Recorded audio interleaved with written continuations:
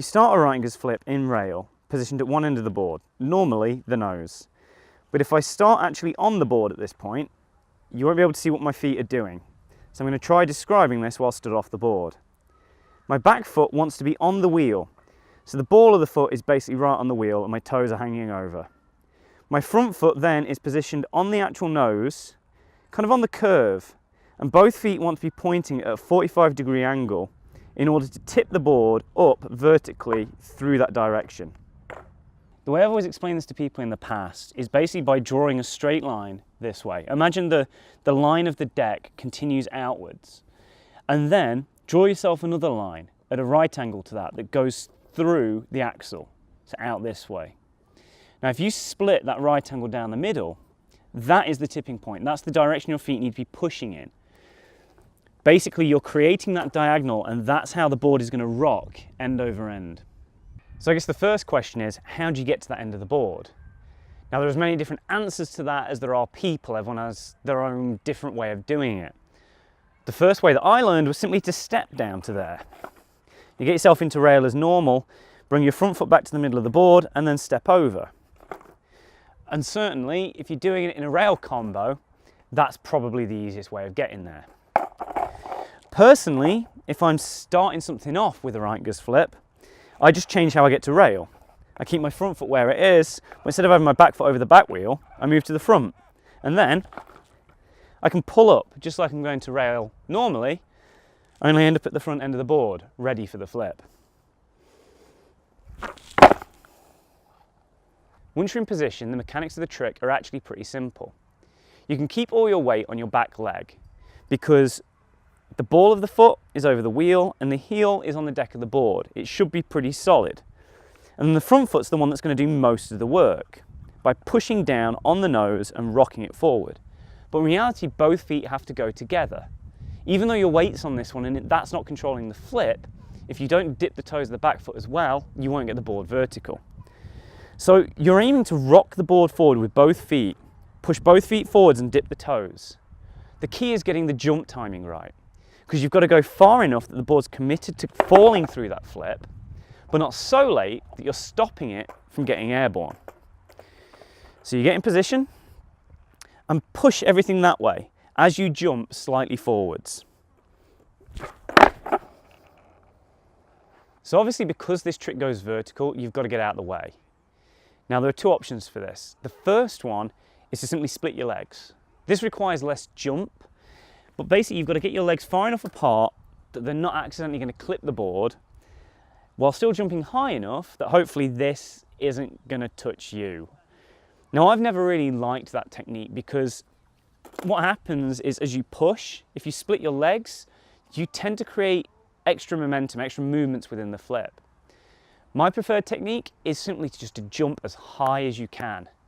As soon as the board starts moving, suck your knees up, suck them up into your chest and try and get airborne above the flip.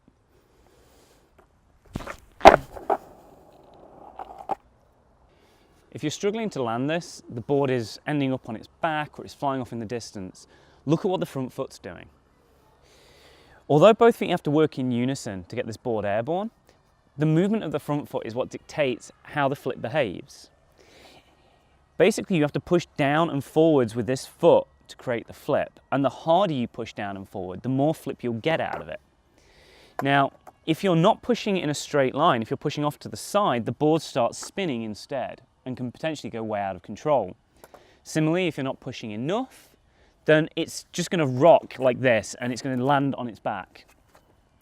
Now, in theory, you can use and abuse this knowledge to get double Reintges flips. I've never seen one done, but it should theoretically be possible just by pushing harder in that direction with the front foot. Personally, this is how I do Reintges flips to rail. You can feel the difference. It's just an extra little flick with this foot as the board goes will impart just a little bit of extra energy and it will come down on the rail.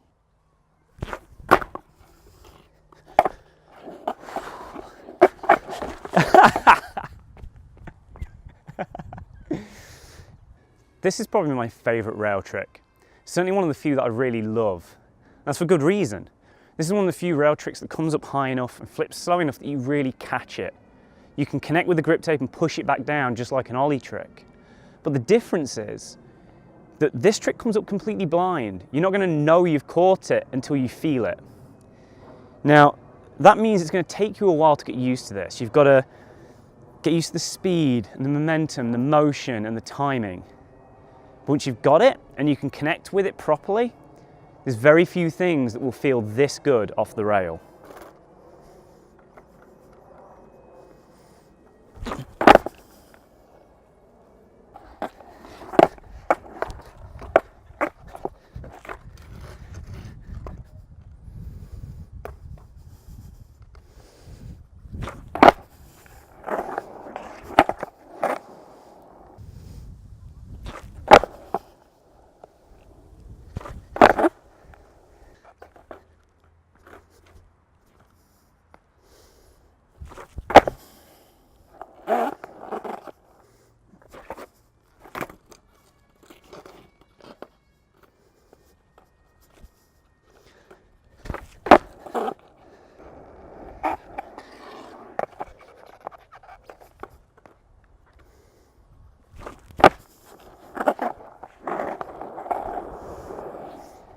Ah.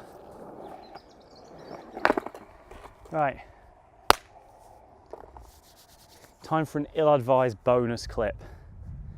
The fabled, the legendary, the rolling Reintges, if it works.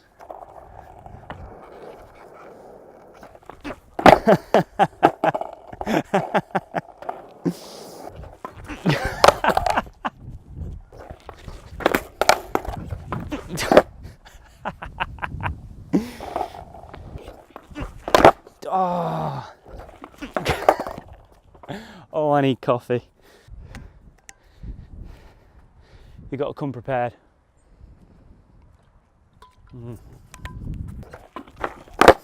That's not a Reintges.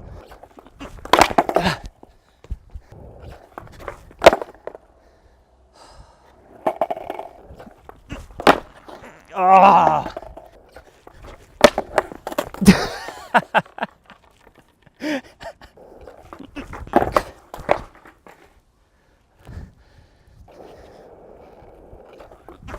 Oh.